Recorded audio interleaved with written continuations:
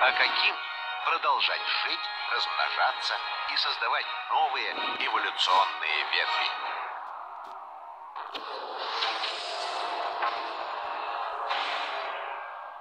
А на сегодня шокирующих гипотез нет.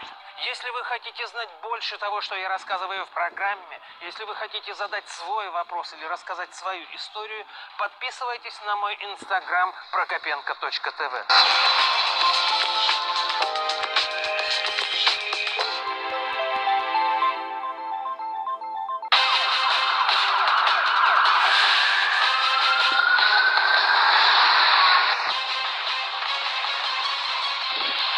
Трое погибших и 18 пострадавших в аварии рейсовых автобусов под Воронежем. Виновником ДТП предварительно называют водителя маршрутки.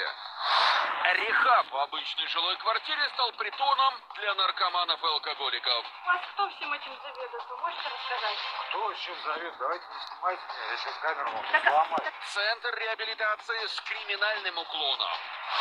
Клиентку компании по установке дверей превратили в главного инвестора фирмы. Роза хотела бы узнать, где ее деньги. 10 миллионов, вы же будете не Я лично никаких денег не брал. Любовное приключение с мастером обошлось Розе в 10 миллионов.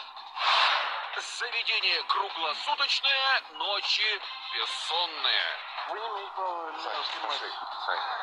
Соседство с рестораном стало главной проблемой жильцов целого микрорайона. Это экстренный вызов. У нас самые заметные события к этому часу. В студии Денис Солдатиков. Здравствуйте.